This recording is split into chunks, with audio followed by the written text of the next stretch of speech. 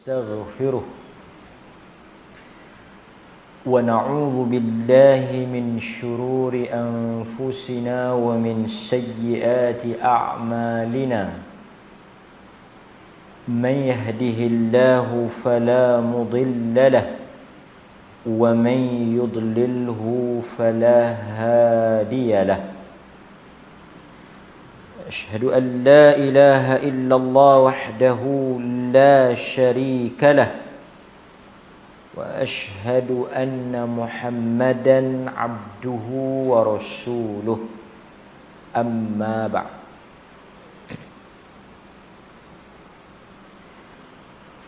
Tuan-tuan, kita bersyukur pada malam ini kita dapat sambung balik muka surat 347. Muka surat 347. Keadaan ahlut tauhid, keadaan orang-orang yang beriman, yang menjaga dan memelihara tauhid di neraka, dan bagaimana mereka dikeluarkan daripada neraka dengan sebab rahmat dan syafaat. Itu tajuknya. Kita tengok apa yang disebut oleh pengarang atau penulis kitab kita, Al-Imam Al-Hafidh Ibn Rajab Al-Hambali. Kata beliau, di dalam bab yang sebelum ini telah disebutkan tentang beberapa hadis di mana golongan ahlut tauhid akan melintasi titian sirat, yang mana titian sirat ini dibentangkan di atas neraka Jahannam. Sebahagian daripada kalangan orang-orang yang beriman diselamatkan oleh Allah daripada terjatuh ke dalamnya, dan ada sebahagian daripada kalangan orang-orang yang beriman jatuh ke dalam neraka. Ketika ahli syurga masuk ke dalam syurga, mereka kehilangan sebahagian saudara mereka yang sebenarnya terjatuh ke dalam neraka. Mereka memohon kepada Allah agar mengeluarkan saudara mereka daripada neraka. Itu apa yang akan kita syarahkan pada malam ini. Tuan-tuan, yang pertama, apabila Allah Azza wa Jal membentangkan neraka, membawa neraka, seperti dalam hadis yang kita baca, ditarik tali yang membawa neraka itu dengan 70,000 malaikat. Apabila dibentangkan neraka, diletakkan neraka, kita telah lalui dalam hadis-hadis Nabi sallallahu alaihi wasallam bagaimana Nabi menceritakan tentang titian as-sirat. Dibentangkan oleh Allah, diletakkan titian sirat itu di atas neraka. Letak duduknya titian as-sirat itu adalah di atas neraka. Di hujung titian itu, apabila kita selamat melintasi titi tersebut yang dikatakan as-sirat, kita akan masuk ke dalam syurga. Perkara yang terakhir yang akan ditempuh oleh orang-orang beriman, akan dilalui oleh orang-orang beriman sebelum menjejakkan kaki ke dalam syurga adalah titian as-sirat. Last station yang terakhir, perkara yang akan kita tempuh sebelum kita selamat dan masuk ke dalam syurga adalah titian as-sirat.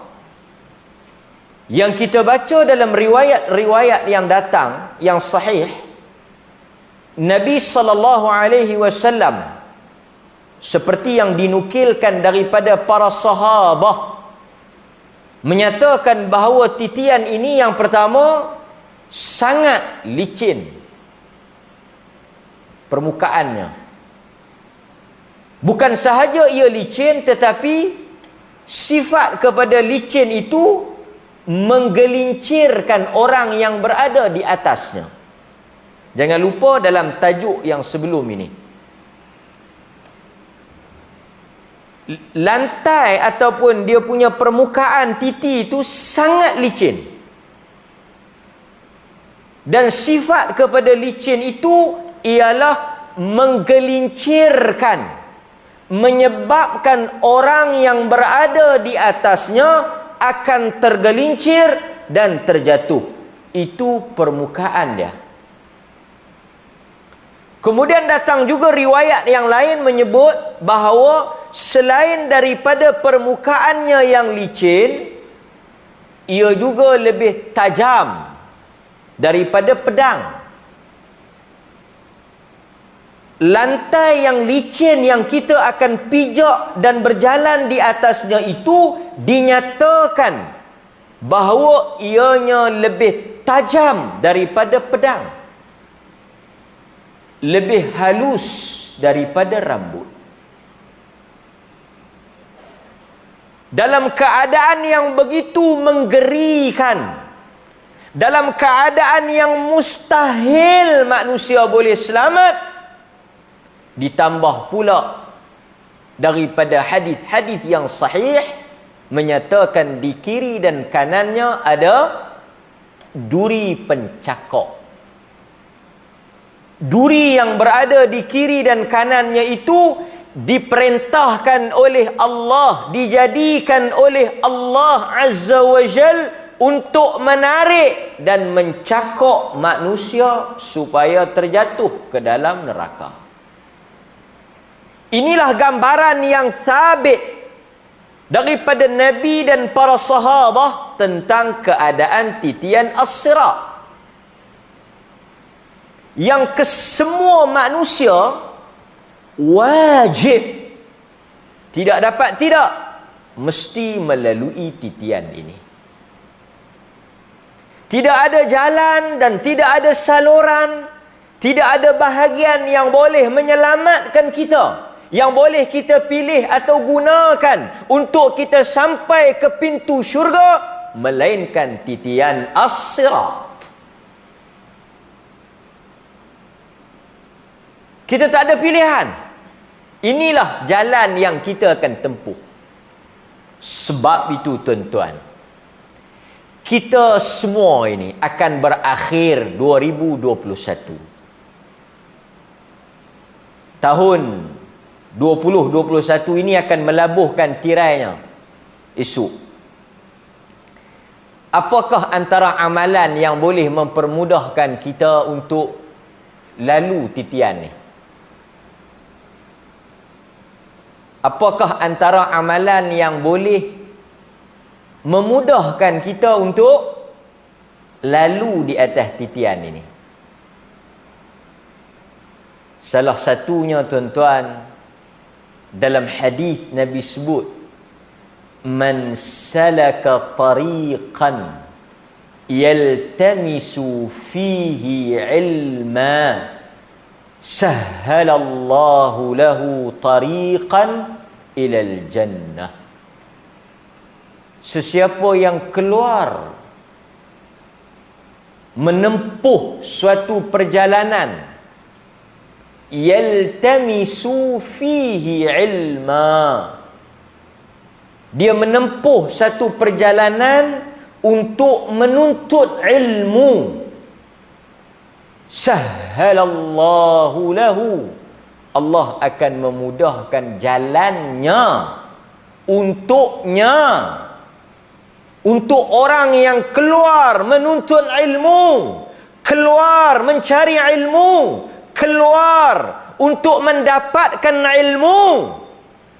Allah sahhalallahu lahu, Allah akan mempermudahkan bagi orang tersebut tariqan, jalan untuk masuk ke dalam syurga. Dan kita sebut tadi jalan untuk masuk syurga tu jalan apa? Macam mana kita nak masuk syurga? Kita kena lalu as-sirat. Sebab itu di kalangan ulama, dia kata hadis yang kata mudah jalan ke syurga itu, dipermudahkan untuk masuk syurga itu, dia merujuk kepada titian as-sirat. Jadi salah satu daripada amalan untuk memudahkan kita masuk ke dalam syurga, dalam arti kata mudah untuk kita lintas titian as-sirat, adalah keluar mencari ilmu. Maka saya menyeru tuan-tuan, termasuk diri saya, semua yang berada di sini, teruskan lazimi majlis ilmu, keluar mencari ilmu. Keluar ni, kita keluar daripada rumah kita, main masjid qaryah kita pun kira okey lah. Tuan-tuan keluar juga kan, duduk di rumah, tuan-tuan maghrib, tuan-tuan keluar main masjid. Tak boleh main 5 waktu pun tak apa. Mari masjid, dengar majlis ilmu. Kalau boleh duduk sekejap antara maghrib dengan isyak, bukan lama mana kan. Dan kita duduk, mudah-mudahan tuan-tuan, asbab punca kita duduk dengar ini, apabila sampai giliran turn kita untuk lintas titian as-sirat, kita jadi seperti kalbarq, secepat kilat menyambar, katarfil ain, atau secepat kerdipan mata, kerih, seperti lajunya angin, ka'ajawidil khil, sekencang penunggang kuda. Lebih pada tu kita tak nak lah kan, merangkak, mengesot. Kita nak laju. Mudah-mudahan tuan-tuan. Jadi dia kata, ada di kalangan ahlut tauhid, orang-orang beriman ini yang selamat. Dia kata juga, ada di kalangan ahlut tauhid yang jatuh ke dalam neraka. Ada yang selamat, ada yang jatuh. Yang jatuh ni siapa? Yang jatuh ni orang beriman, ahlut tauhid, tetapi bercampur amal baiknya dengan dosa. Tuan-tuan kena ingat, bila kita sebut ahlut tauhid, orang yang mempunyai akidah, orang yang mempunyai iman, tidak menafikan bahawa dia itu tidak berdosa. Dia beza tuan-tuan. Tauhid ni akidah. Orang yang beriman kepada Allah, adakah bersih daripada dosa? Itu soalan kita.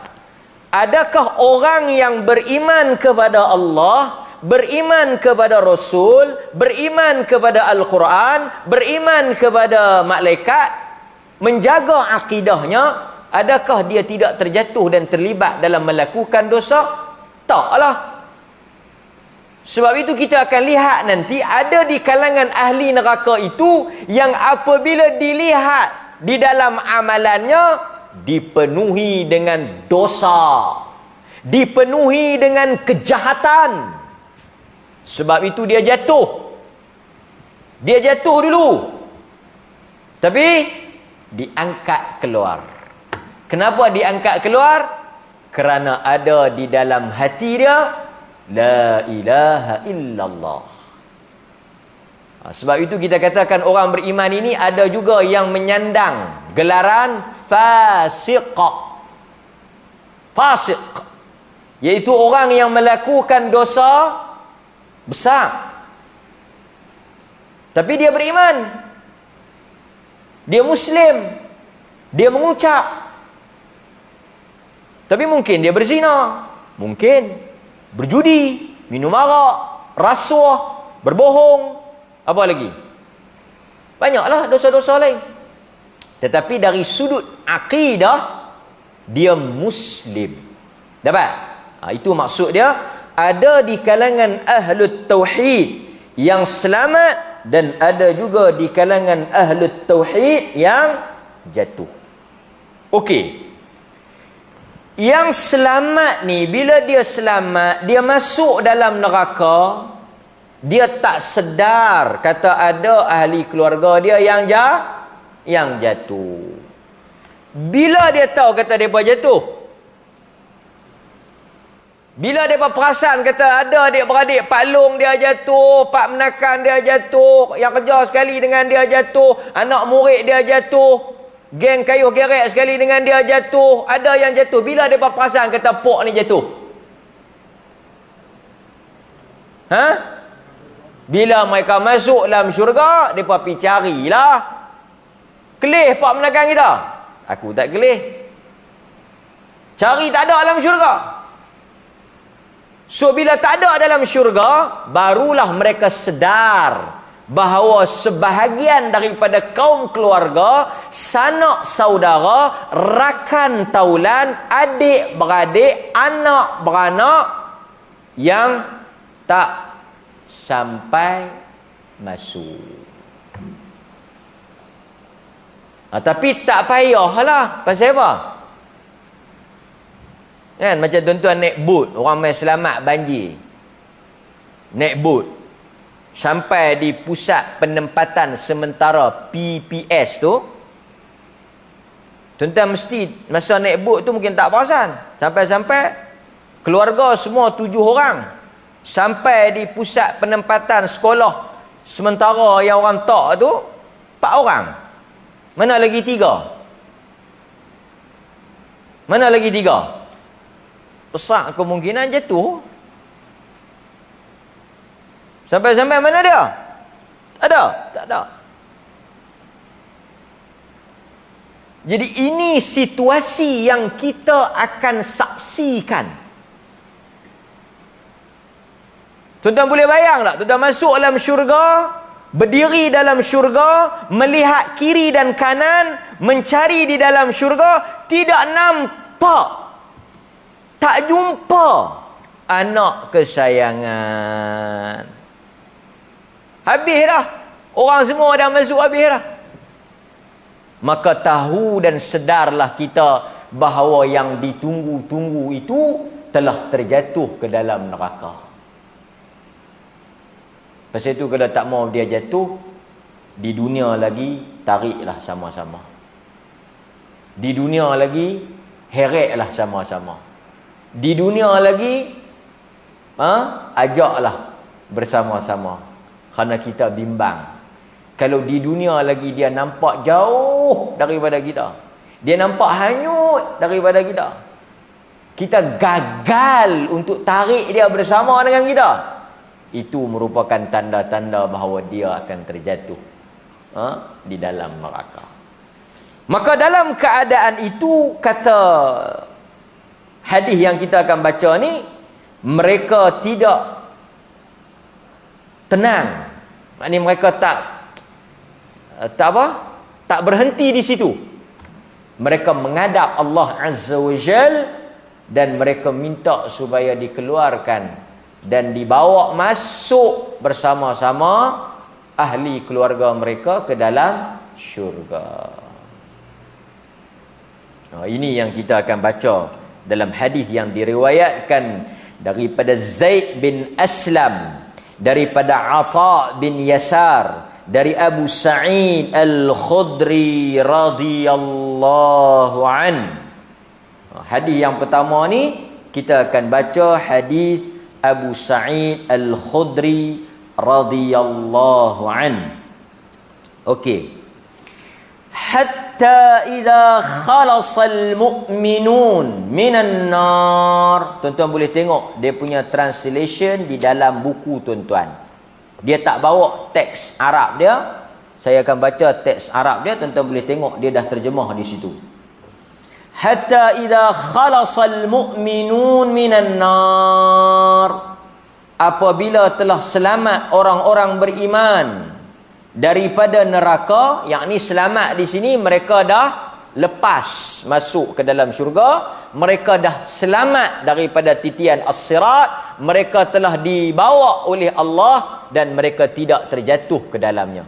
Hatta idza khalasal mu'minun muttaqun, yang ni yang selamatlah, puak yang selamat ni, yang laju, yang cepat, yang tak jatuh, yang tak tersungkur, yang tak dicakok, yang tak ditarik ni, mereka masuk ke dalam syurga. Fawalladhi nafsi biyadih, demi Allah, kata Nabi, ma minkum min ahadin bi ashadda munashadatan lillah fistisqa al-haq min al-mu'minin lillahi yawmal qiyamah li ikhwanihim. Masa tu orang-orang yang selamat ni, yang telah masuk ke dalam syurga, mereka telah menghadap Allah Ta'ala dan mereka telah minta sesungguh-sungguhnya.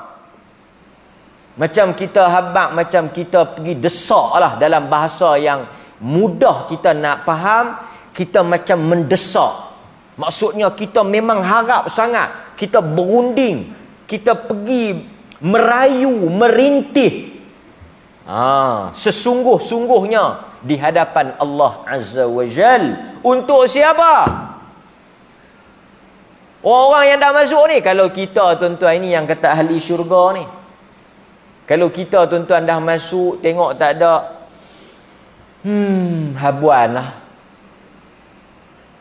padan lah, dulu dah habak dah, tak mau nak dengar, ketegak, juh tak ketahuan hala, buat tak reti, nasihat dah, alah bertemu lah.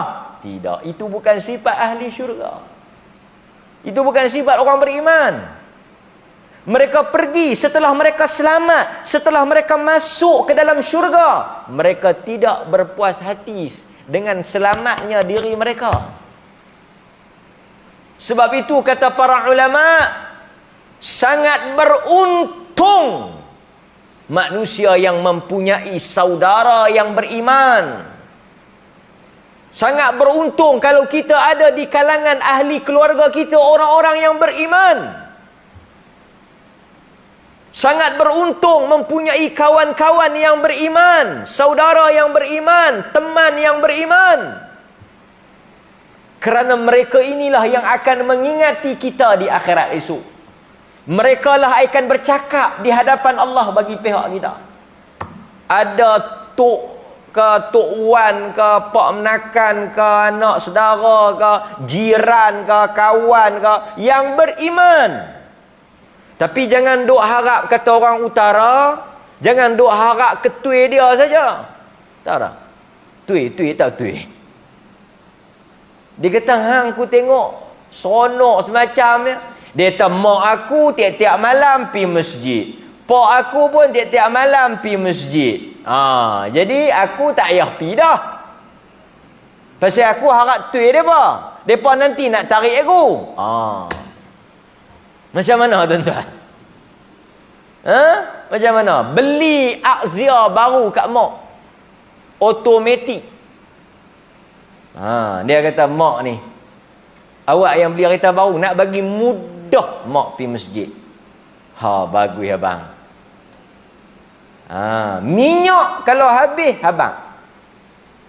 Nanti dia buh bagi. Dia nak suruh kita pergi masjid pasal nak tarik dia esok ni.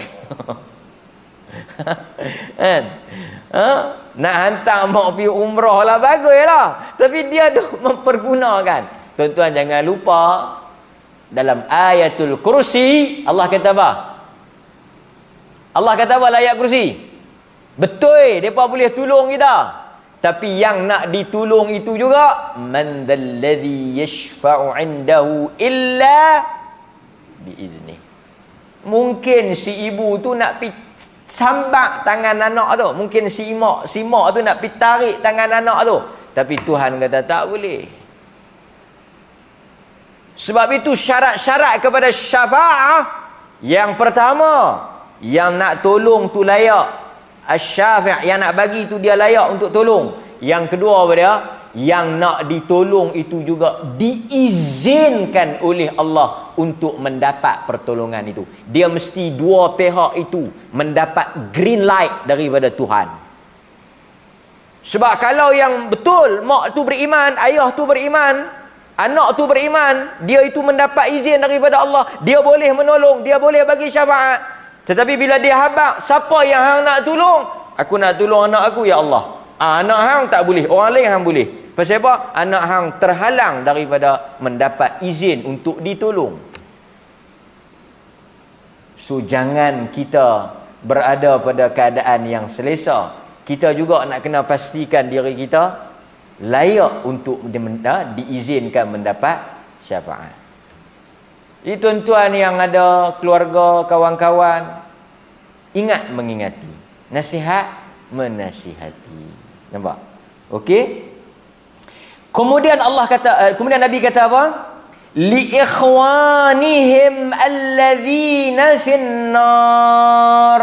Mereka ini akan bercakap dan berharap, merayu, merintih, meminta kepada Allah dengan sesungguh-sungguhnya untuk saudara-saudara mereka yang berada di dalam neraka. Yaqulun, mereka berkata, Rabbana, kanu, wahai Allah, ya Allah Tuhan kami, mereka dahulu yasumuna ma'ana, mereka dahulu yang berada di dalam neraka itu berpuasa bersama dengan kami. Ini yang kita kata ahlul tauhid, ahlul iman. Mereka bukan tak buat amalan, ada amalan. Jadi kita bila pergi menghadap Allah Ta'ala, kita bagi tahu, kanu yasumuna ma'ana, mereka itu berpuasa dengan kami. Wa yusalluna, mereka itu bersalat bersama dengan kami. Wa yahujjuna, mereka juga menunaikan haji bersama dengan kami. Fayuqalu lahum akhriju man araftum. Kemudian Allah Subhanahu wa taala berkata kepada ahli-ahli syurga tadi ni, pergilah, keluarkanlah oleh kamu sesiapa yang kamu kenal. Ini izin daripada Allah. Pasal itu tuan-tuan baca tak, bila Nabi SAW nak pergi menghadap Allah Ta'ala, minta supaya dimulakan hisab yang kita sebut sebagai syafa'atul uzma, syafaat yang paling besar. Apa yang Nabi buat? Nabi cerita adalah hadis. Nabi buat apa? Yang pertama, Nabi SAW sebut dia pergi sujud kepada Allah. Dia pergi sujud. Bila orang pergi jumpa Adam tak boleh, Isa tak boleh, Musa tak boleh, Nuh tak boleh, semua nabi-nabi ni tak boleh. Semua mereka ada masalah, mereka tolak, reject, refuse. Mereka pergi kepada Nabi SAW yang disebut sebagai syafaat yang paling besar, uzma, yang paling agung. Nabi pergi menghadap Allah Ta'ala. Nabi sujud, tunduk kepada Allah, memuji Allah dengan pujian yang diajar oleh Allah. Yang Nabi kata, aku tak boleh sebut pujian itu di dunia, tapi Allah bagi pujian itu kepada aku. Aku sujud dan memuji Allah. Allah kata, angkat kepala engkau Muhammad, mintalah apa yang kau nak minta, aku akan perkenankan. Begitu menghinanya diri Nabi untuk mendapat keizinan dan perkenan daripada Allah. Pergi sujud, tunduk, kemudian puji Allah dengan pujian yang paling agung yang diajar oleh Allah, memuji dirinya. Kemudian Allah berfirman kepada Nabi, angkat kepala engkau. Cukup, angkat. Minta apa yang kau nak minta, aku akan beri. Kemudian Nabi minta supaya apa? Nabi kata, ummati, ummati, ummati.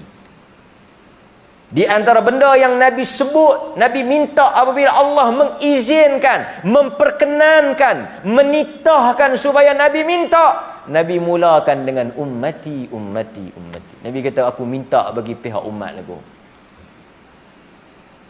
Jadi orang-orang yang beriman ni dia pergi jumpa Allah Ta'ala, merayu, merintih, minta kepada Allah. Kemudian Allah kata, pergi keluarkan sesiapa yang kamu kenal.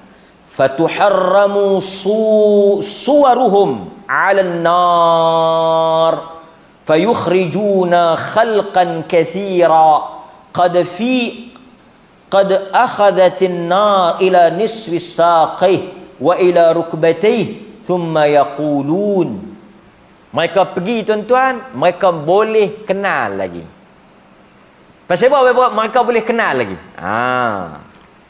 Bila mereka pergi untuk mengambil saudara ataupun di kalangan orang-orang yang mereka kenal di dunia ni, dalam hadis tu kata diharamkan api neraka ini membakar wajah, suar.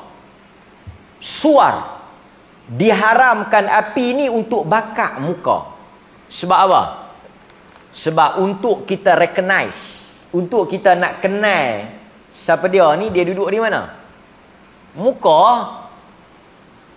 Hang kenal tak sekian-sekian ni? Ish, tak perasan, tapi kalau tengok muka kenal kot. Nampak? So Allah Ta'ala telah mengharamkan untuk api neraka ini sentuh muka, supaya muka tadi ini dikenali oleh ahli syurga untuk mereka pilih orang yang mereka nak keluarkan. Itu apa yang disebut di dalam hadis ni yang kita baca ni. Nampak tuan-tuan? Sebab itu dia kata di sini, dia kata fayatunuhum fayarifunahum bisuwarihim, yakni wujuhihim. Depa pi tu depa kenal melalui wujuhihim, muka-muka kita ni. Kita pun duk langut tunggulah. Pasal tu dia kata tu ada yang sudah terbakar sampai ke saq. Ada yang sudah terbakar sampai ke betih. Apa makna dia tuan-tuan? Ni kita dah bahas dah dulu. Macam mana dia boleh jadi ada yang terbakar sampai betih, ada yang terbakar sampai rukbatih, ada yang sampai kepala lutut. Ni pasal apa? Dia kata yang bakar sampai ke betih ni baru masuk. Yang bakar sampai ke lutut ni lama dah masuk. Tu dia terbakar lebih sikit. Dah. Apa yang menentukan kadar bakaran tu? Yang ni terbakar sampai sini, yang ni terbakar lebih sikit, yang ni terbakar sampai pinggang, tapi tang muka tak bakar. Tuan-tuan, apa indikator, apa kayu ukur pada kadar api tu nak makan? Pasal apa dia makan kawan tu takat tu ya? Dia berhenti bakar takat tu ya? Wallahu ta'ala a'lam. Kata para ulama, yang dimaksudkan dengan dia makan apa dia ni, orang-orang beriman ni, pada kadar betihnya, pada kadar lututnya, adalah berdasarkan kepada kadar dosa yang mereka lakukan. Kadar dosa tu maksudnya kalau dia dosa banyak, dia punya kadar bakaran dia lebih daripada orang yang mungkin juga berdosa. Kerana tuan-tuan, kita kena ingat usul, asal kepada kita punya akidah ni apa dia? Manusia ni tidak sama taraf, level, makam kedudukannya dari sudut iman dan dosa. Kita semua ni satu tahap ke iman? Tak. Tuan-tuan mungkin 90%. Saya mungkin 60, mungkin ada 30. Iman bukan sama. Iman ni dia ada tingkatan. Tak sama. Iman berbeza. Iman ayah dengan iman anak, iman suami dengan iman isteri berbeza. Betul tak tuan-tuan? Isteri mangkit tahajud, Suami subuh pukul 7. Sama ke? Sama ke tuan-tuan? Mana sama? Yang isteri dengan tahajud, dengan subuh awal, dengan qabliyah subuh, dah habis dia semayang dah apa semua, berzikir meratib, dia pergi tengok kat katil, laki dia duduk belengkak lagi. Hei mangkit bang, hei kuih berapa dah? 6.50. Sama ada iman dia bang? Sama tak? Tak sama. Dah lagu tu takkan masuk syurga sama. Dia tengok-tengok bini dia, oi, hang hok mayang awal pun dengan aku mayang ke 7 pun duduk sekali. Okey ya. Lah, tak sama. Sebab itu syurga ada a'la, ada adna, ada yang tinggi, ada yang rendah. Apa yang menentukan syurga yang tinggi dan rendah itu adalah kadar amal, kadar iman, kadar takwa. Semakin kuat iman dan takwa, semakin tinggilah kedudukannya di dalam syurga. Takkan sama orang yang tu imam kata betulkan sah, dia dah terpacak dah, dengan tu imam duduk iftirah dia baru takkan sama tuan-tuan. Orang yang mai awal dengan orang yang mai sayuk.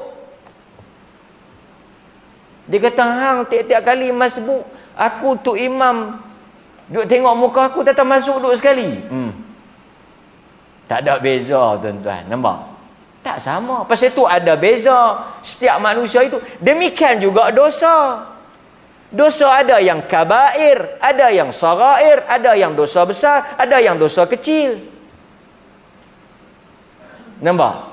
Ini yang kita kena faham. Jadi bila tak sama syurga, neraka pun tak sama. Dan neraka juga azabnya berbeza. Ada yang azabnya dahsyat, azabnya pedih. Yang paling teruk sekali tentulah orang kafir. Takkan azab orang kafir sama dengan azab orang beriman. Neraka orang kafir takkan sama dengan neraka orang tak sama.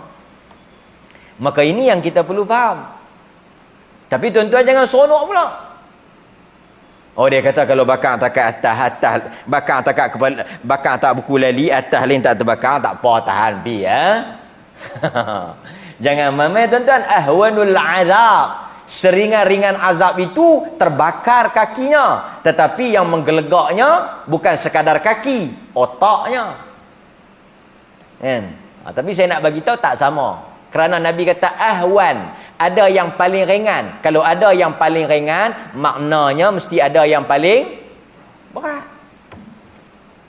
Nampak tuan-tuan? Tapi kita macam itulah. Dalam soal dunia kita dalam soal dunia ni kita tak mau yang lekeh-lekeh. Tapi dalam soal akhirat lekeh-lekeh tak apa. Soal dunia ni dalam bab dunia termasuk saya lah, kita mesti mau yang terbest. Terbaik. Kita mesti mau yang terbaik, betul tak? The best. Kita tak akan mau, kita akan tanya yang paling sedap, yang paling seronok. Dalam dunia soalan kita sama, yang paling hebat. Dia kata tak mana hak paling sedap. Orang tak tanya tak mana kedai ikan bakar boleh makan boleh. Dia kira dia bakar, tak apa, masak tak masak biar pi nama ikan bakar. Dah, kita tak mau. Kita akan tanya tak mana hak paling sedap. Hak ni pun boleh makan juga, ikan juga, bukan bewok. Dia bakar ikan juga kan. Cuma hak ni dia bakar tak rasa apalah, tapi hak nu sedap. Kita tak mai hak ni. Dia kata pasal apa kedai ni tak ada orang? Pasal tak sedap. Kita sanggup beratok pasal yang tu paling sedap. Kerana dunia kita bertarung untuk mendapat yang terbaik. Tapi bila orang cerita yang ni syurga paling baik apa semua, tak apalah, hampa ambil lah kan? Aku janji masuk duk ujung-ujung pun padan lah, boleh. Itu kita tak mau. Maka ini suatu pengajaran untuk kita kan. Okey tuan-tuan, hadirin mukminin. Kemudian kita sambung balik. Dia kata apa? Dia kata tadi muka tak terbakar. Muka tak terbakar. Pasal itu kita pun kadang-kadang tengok orang dia jaga muka no. Muka jangan main tuan-tuan, tambah orang perempuan.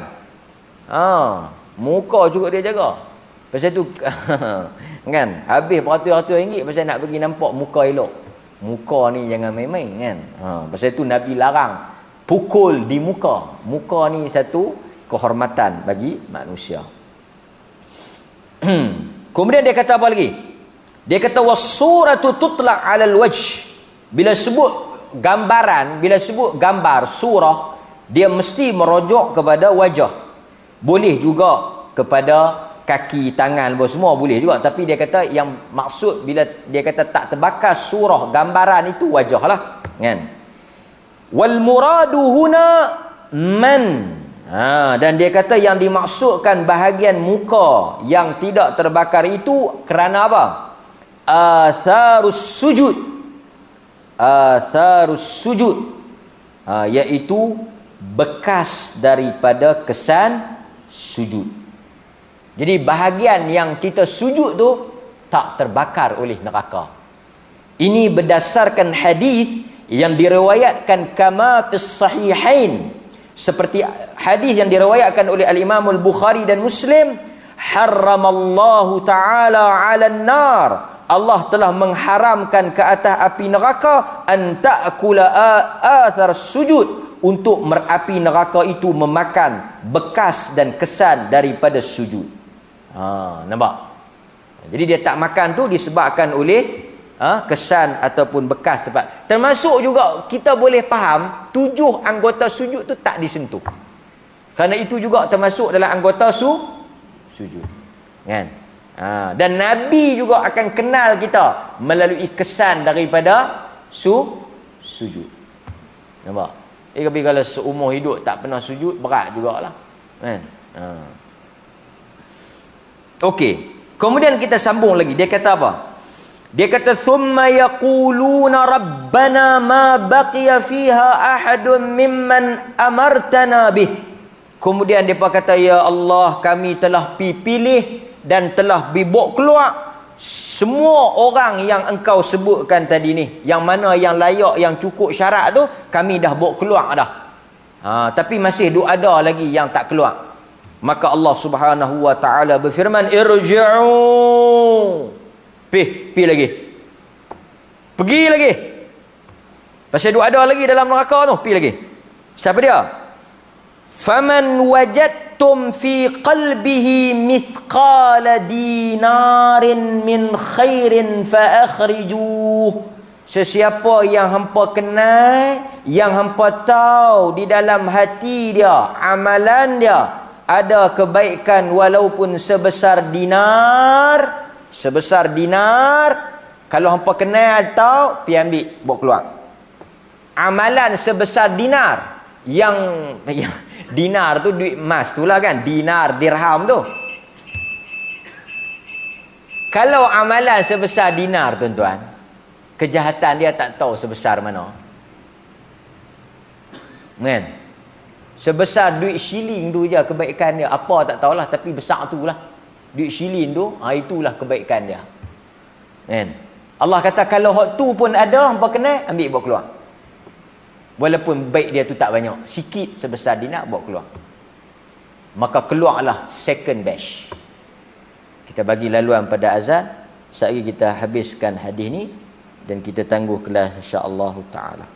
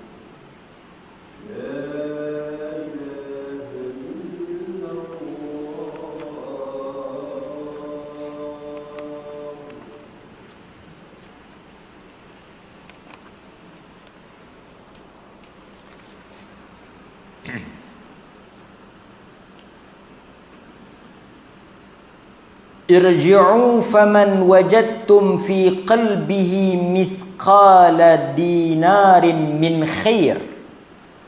Kembalilah kamu ke neraka dan keluarkanlah oleh kamu sesiapa yang kamu dapati di dalam hatinya mithqal dinar, ada sebesar seberat dinar daripada kebaikan yang pernah dia buat di dunia.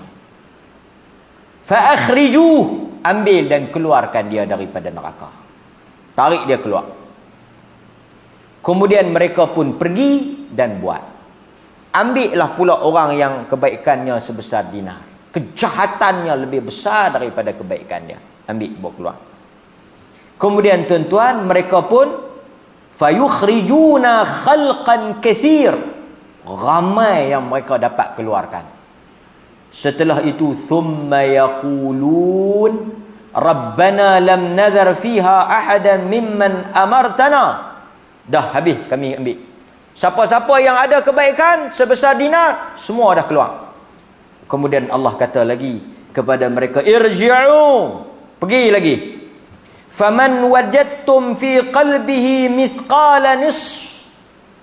Yang tadi ni kebaikan dia sebesar dinar. Yang ni kebaikan dia separuh, nisfu dinar, setengah dinar. Pasal apa dia tak keluar hak tadi ni? Pasal apa dia tak ambil? Pasal dia tak cukup 1 dinar. Dia setengah, kebaikan dia setengah dinar. Maknanya lebih sikit lah. Dia keluar lambat sikit. Maka mereka pun pergi cari pula yang kebaikan yang setengah dinar ni. Maka keluarlah habis yang mana geruk setengah dinar ni. Bukan setengah dinar dosa, nak? Bukan setengah dinar jahat. Setengah dinar kebaikan. Nampak? Kemudian mereka mari kepada Allah. Mereka kata, Rabbana lam nadhar fiha mimman amartana ahadan. Semua yang mana kebaikannya setengah dinar telah kami keluarkan. Kemudian Allah Subhanahu wa ta'ala kata, irji'u, pergi sekali lagi, diizinkan kepada kamu untuk kamu mengambil sesiapa sahaja di dalam hatinya ada kebaikan sebesar zarrah daripada kebaikan, juga boleh dikeluarkan. Tadi mungkin kita nak tolong dia, tapi tak cukup syarat. Kali ni Allah Ta'ala kata, kalau ada sebesar zarrah. Zarrah ni, saya tak tahulah ada terjemah biji sawi. Zarrah. Ada yang terjemah atom. Sebab atom ni katanya yang paling kecil. Sebab itu bom atom tu dia sangat. Dia atom kan. Tuan-tuan, proton, elektron apa semua tu lah. Tuan-tuan mengaji atom tu kan. Sebesar atom. Zarrah tu. Jadi, kalau ada yang tu pun, tapi tuan-tuan syarat dia apa? Syarat dia yang sebesar dinar kebaikan tadi ni, setengah dinar kebaikan tadi ni, dan yang terakhir ada riwayat kata sya'irah, sebesar gandum. Ada yang baru pergi pada sebesar zarrah. Semua ini mesti diikat dengan tauhid. Saya nak tanya dekat tuan-tuan, ada tak kebarangkalian possibility, boleh jadi tak orang kafir kebaikan dia sebesar lebih daripada dinar? Ada atau tidak kemungkinan yang tuan-tuan kena orang kafir yang baik? Banjir ni, tuan-tuan tahu banjir bah ni, antara pihak yang jamu orang makan, geng mana? Gudwara nana sahab he. Gudwara atau Gudwara? Sikh, Sing, kuil Hindu, gereja Kristian, tokong Cina, Islam masjid. Ni kena habaq. Pasalnya tak reti ketahuan mana celapak cuci ikut dannya.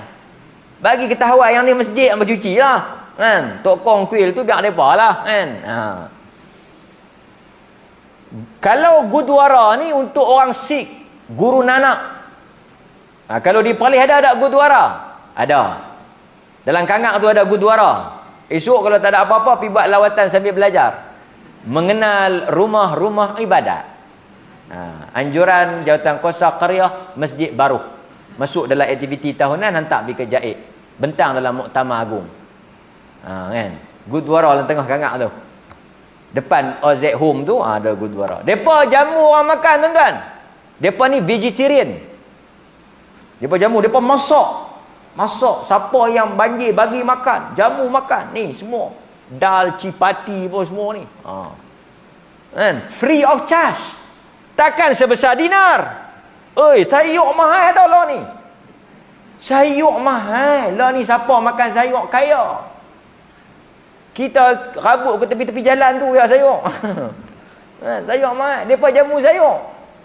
Banyak ada kebaikan depa, tetapi bila kita nak bantu mereka di akhirat esok, yang menghalang mereka untuk ditolong adalah kerana mereka tidak termasuk di kalangan ahlut tauhid. Walaupun kebaikan mereka kita tak nafikan, mereka baik, mereka tolong, ikhlas. Kita tahu, mereka tak minta duit. Mereka pun tak bagi masa bagi makan tu, masuk sik dah. Mereka memang jamu, memang bagus. Memang kita kenal, bagus, baik. Itu belum cerita lagi lah, Kristian ke apa tu, kita ambil yang gurdwara yang heboh isu dia tu. Mereka tolong orang. Mereka ada kebaikan, mereka orang kafir ada kebaikan. Kita tak nafikan. Mereka bagus dalam aktiviti kebajikan ni.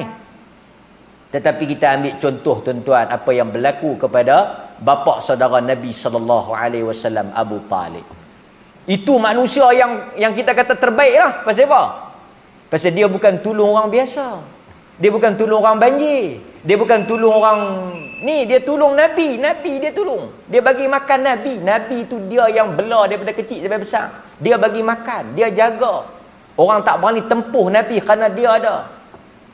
Dan sebahagian kata lah, dia tak masuk Islam kerana apa? Kerana bila dia kafir tu dia ada gah. Kalau dia masuk Islam mungkin gah dia kurang. Dia tak dapat bertahan Nabi. Kira memang dia ni dahsyat lah berkorban untuk Nabi. Tetapi dia tidak mendapat syafaat Nabi. Al-Abbas ni kira abang dia lah. Abu Talib tu kan. Al-Abbas pergi tanya dekat Nabi. Tak bolehkah kau buat apa-apa dekat bapa saudara adik-beradik kita ni macam itulah. Han tak boleh buat apa-apa. Kena adik-beradik kita ni, kaum keluarga kita bukan jauh ni. Sedarah sedaging. Semua Abdul Muttalib punya clan. Darah Abdul Muttalib ni. Tapi kita tak boleh. Pasal dia mati bukan di atas agama yang aku bawa. Ini yang kita tajuk kita kelebihan Ahlut Tauhid. Ahlut Tauhid ni besar macam mana pun dia tak kekal. Dia akan keluar. Kemudian mereka pun pergi ambil lah yang Zarrah ni. Min khairin fa akhriju. Keluarlah habis. Artinya apa tuan-tuan? Kalau based on hadis ni, kalau kita berdasarkan kepada hadis ni tuan-tuan, tidak ada orang-orang yang beriman akan kekal di dalam neraka. Bahkan sebahagian besar seluruh orang beriman itu akan keluar dengan syafaat dan rahmat. Tak mana rahmat? Okey. Last kali depa bawa keluar siapa? Last kali depa bawa keluar orang yang ada kebaikan sebesar Zarrah. Agak-agak ada lagi? Ada. Siapa dia agak-agak tuan-tuan? Orang yang tak ada buat baik langsung. Zarrah pun tak ada. Ada tuan-tuan. Yang memang kacang, segala kacang hantu ni. Yang tak ada baik tu. Akhirnya tuan-tuan dalam hadis tu, kita tengok dalam hadis tu dia kata apa? Di dalam hadis, dalam buku tuan-tuan pun ada. Dia kata di sini, walam yabqa illa arhamur rahimin fayaqbidu qabdatan minan nar fayukhriju minha qauman. Nampak? Last kali Tuhan bawa keluar. Yang ni Tuhan bawa keluar last kali, iaitu suatu kaum, suatu golongan, grup lam ya'malu khairan qat, yang tidak pernah buat baik walaupun qat, sedikit pun. Yang ni dengan rahmat Allah, Allah ambil bawa keluar. Kemudian ada hangit apa semua, campak dalam sungai, dia jadi balik, dia masuk syurga. Pasal itu tuan-tuan, kita selalu menasihati diri kita dan seluruh kaum keluarga kita, jaga, pelihara elok-elok tauhid akidah. Ini akidah yang paling besar ni. Kelebihan tauhid kalimatut taqwa ni.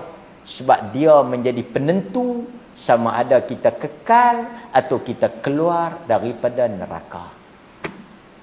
Kebaikan kita sikit, tak ada kebaikan pun, tapi tauhid ada, keluar.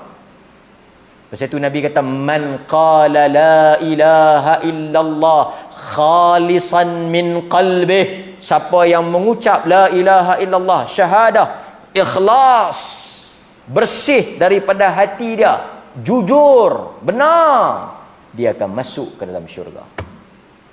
Tu yang kita duk mengucap akidah kita tu. Nampak? Mudah-mudahan dengan hadis ini memberikan khabar gembira kepada kita yang menjaga tauhid dan akidah kita supaya dikeluarkan oleh Allah daripada azab api neraka. Wabillahi taufiq wa hidayah. Assalamualaikum warahmatullahi wabarakatuh.